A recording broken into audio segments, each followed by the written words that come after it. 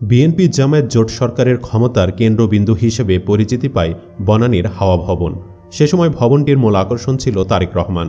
বিএনপির তৎকালীন যুগ্ম মহাসচিব তারেক রহমানকে ঘিরে তার সহযোগীরা গড়ে তোলে এক শক্তিশালী সিন্ডিকেট। অভিযোগ রয়েছে, এই সিন্ডিকেট তখন নিয়োগ বদলি, টেন্ডার, অর্থনৈতিক লেনদেন সহ সবকিছু নিয়ন্ত্রণ করত। হেন কোনো কাজ নেই যা ওই বিতর্কিত ভবন থেকে নিয়ন্ত্রণ করা হতো না। ক্ষমতার পালাবদলে ১/১১-তে সেনা সমর্থিত বিশেষ সরকার ক্ষমতায় আসার পর হাওয়া ভবনের এই সিন্ডিকেটের প্রায় সবাই দেশ ছেড়ে পালিয়ে যান, কেউ আবার গ্রেফতার হন। বর্তমান কোথায় কেমন আছে তারিক জিয়ার হাওয়া ভবনের সহযোগীরা? চলুন একে একে দেখে নেওয়া যাক। নাম্বার ১, হারিস চৌধুরী। এই সিন্ডিকেটের মূল হোতা সিলেটের কানাইঘাটের হারিস চৌধুরী। দীর্ঘদিন তিনি ছিলেন লাপাত্তা। তার স্বজনদের দাবি ২০২১ সালের মাঝামাঝি সময় লন্ডনে মারা গেছেন, অথচ লন্ডনে থাকা সিলেটিরা কেউ তা জানেন না।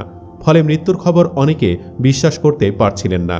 বিএনপির চেয়ারপারসন ও সাবেক প্রধানমন্ত্রী খালেদা জিয়ার রাজনৈতিক সচিব হারিস চৌধুরীর লাশ তার নিজ লন্ডন থেকে এনে সিলেটের কানাইঘাটে পুনরায় দাফনের সিদ্ধান্ত নেওয়া হয় ২০২৪ সালে। উল্লেখ্য, সিলেটের সীমান্তবর্তী প্রত্যন্ত এলাকা কানাইঘাটের চৌধুরী পরিবারে জন্ম নেওয়া হারিস চৌধুরী ৪ দলীয় জোট সরকারের সময় প্রচণ্ড প্রতাপশালী ও ক্ষমতাধর হয়ে ওঠেন। ২১ আগস্টের গ্রেনেড হামলা মামলায় যাবজ্জীবন সাজাপ্রাপ্ত ও সাবেক অর্থমন্ত্রী শাহ এস এম কিবরিয়া হত্যা মামলার চার্জশিটভুক্ত আসামি হারিস পরবর্তীতে পালিয়ে যান। তার ফেরারি জীবন ছিল বড়ই রহস্যময়। পলাতক অবস্থায় তিনি কখনো ভারতে, কখনো ইরানে, কখনো বা যুক্তরাজ্যে বলে খবর ছড়ায় বিভিন্ন সময়। Number ২, silver Selim. হাওয়া ভবন সিন্ডিকেটের বিতর্কিত ব্যবসায়ী সিলভার সেলিম প্রথমে পলাতক থাকলেও পরে আবার দেশে ফিরে এসেছেন। তিনি কয়েক বছর আগে বিএনপির রাজনীতি থেকেও সরে আসার ঘোষণা দিয়ে এখন বহাল তবিয়তে ব্যবসা চালিয়ে যাচ্ছেন। রাজধানীর গুলশানের অভিজাত এলাকায় তার সিলভার টাওয়ার নামে ২২ তলা বিশিষ্ট বিশাল অট্টালিকা এখনও সাধারণ মানুষকে হাওয়া ভবনের সিন্ডিকেটের কথা মনে করিয়ে দেয়। গত বছর হাসিনার পলায়নের পর ২৫ নভেম্বর দুপুরে বাগেরহাটে পৌঁছে নিজের বাবার নামে প্রতিষ্ঠিত বেলায়েত হোসেন ডিগ্রি কলেজে সংবর্ধনা অনুষ্ঠানে প্রধান অতিথির বক্তৃতায় তিনি বলেন, দীর্ঘ ১৮ বছর পর আমার নিজ এলাকা বাগেরহাটে আসতে পেরেছি। এলাকার উন্নয়নে আমি সবাইকে নিয়ে কাজ করতে চাই। নাম্বার ৩, লুৎফুজ্জামান বাবর।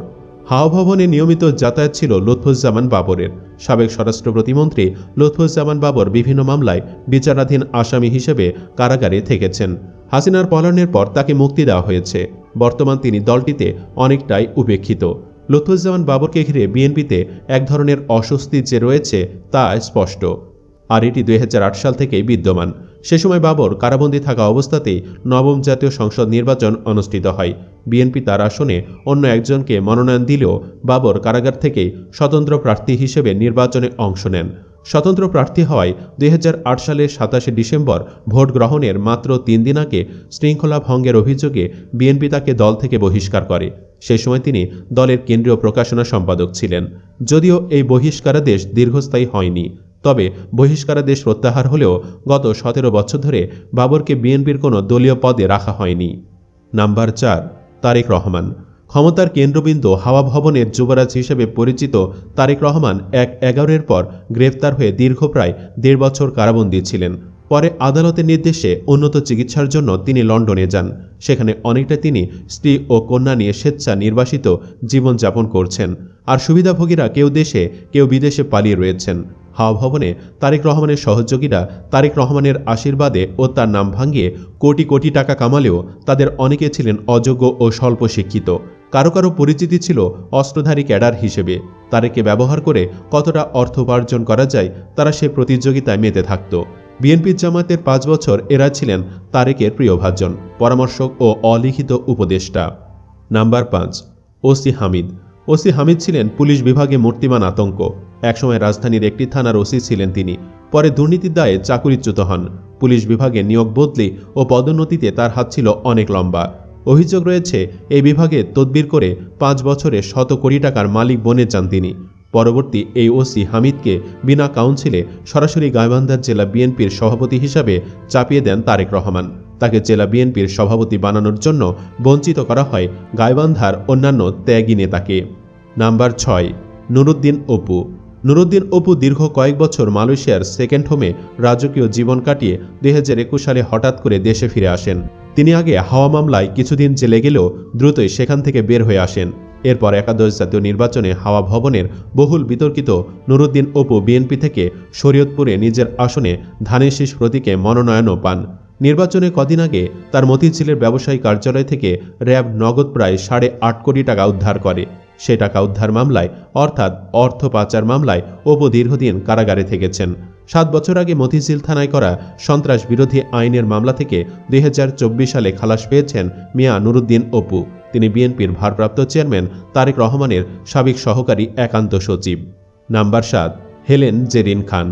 হাওয়া ভবনে নিয়মিত যাতায়াত ছিল সাবেক এমপি হেলেন জেরিন খানের। অভিযোগ রয়েছে হাওয়া ভবনের নাম ভাঙিয়ে তিনি প্রচুর অবৈধ অর্থের মালিক বনে যান। হেলেন জেরিন খান জাতীয়তাবাদী মহিলা দলের সিনিয়র যুগ্ম সাধারণ সম্পাদক ও বিএনপির সহশিক্ষা বিষয়ক সম্পাদক। তিনি 1991 সালে ইডেন কলেজ ছাত্রী সংসদ নির্বাচনে জাতীয়তাবাদী ছাত্রদল মনোনীত প্রার্থী হিসেবে ভিপি নির্বাচিত হয়েছিলেন। কেন্দ্রীয় ছাত্রদলের সহ সাধারণ সম্পাদক ও সহ সভাপতি হিসেবে দায়িত্ব পালন করেন। তিনি সংরক্ষিত নারী আসন 30 থেকে 2004 সালে নির্বাচিত সংসদ সদস্য ছিলেন। নাম্বার 8, ব্যারিস্টার নাজমুল হুদা। মন্ত্রীদের মধ্যে হাওয়া ভবনের অন্যতম পরামর্শক ছিলেন যোগাযোগ খাতে বিশেষ করে সিএনজি চালিত অটোরিকশা ও সিএনজি স্টেশন বরাদ্দ নিয়ে দুর্নীতিগ্রস্ত ব্যারিস্টার নাজমুল হুদা। এই মন্ত্রী হাওয়া ভবনের নির্দেশে সব কাজ সম্পাদন করতেন। কয়েকজন মন্ত্রী প্রকাশ্যে বলতেন, আমাকে টাকা নিয়ে হাওয়া ভবনে দিয়ে আসতে হয়। 111 পরবর্তী দুর্নীতির মামলায় ব্যারিস্টার নাজমুল হুদা জেলে যান। 2023 সালে সাবেক যোগাযোগ মন্ত্রী ব্যারিস্টার নাজমুল হুদা ইন্তেকাল করেন। নাম্বার 9, কৃষিবিদ জাভেদ ইকবাল ও ড্যাব বিএমএ নেতা ডাক্তার AZM জাহিদ হোসেন। পেশাজীবীদের মধ্যে হাওয়া ভবনের সবচেয়ে বেশি ঘনিষ্ঠ ছিলেন কৃষিবিদ জাভেদ ইকবাল ও ড্যাব বিএমএ নেতা ডাক্তার AZM জাহিদ হোসেন। সব কাজে তারেক তথা হাওয়া ভবনকে ব্যবহার করতেন তারা। দুর্নীতিবাজ জাভেদ ইকবাল দেশ ছেড়ে পালিয়ে গেছেন 111-এর সময়। পেশাজীবী নেতা ডাক্তার জাহিদ দেশে থেকে বিএনপির রাজনীতিতে বেশ সক্রিয়। তিনি বর্তমানে দলের ভাইস চেয়ারম্যান পদে আছেন।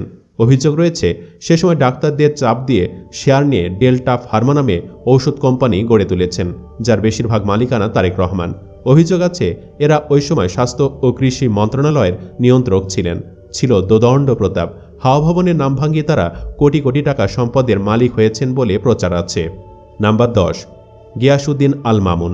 তারেক রহমানের সঙ্গে সম্পৃক্ত ছিলেন চরম দুর্নীতিতে আচ্ছন্ন একটি ব্যবসায়িক গোষ্ঠীও। এদের মূল নায়ক ছিলেন বহুল বিতর্কিত ও আলোচিত ভোলার গিয়াসউদ্দিন আল মামুন।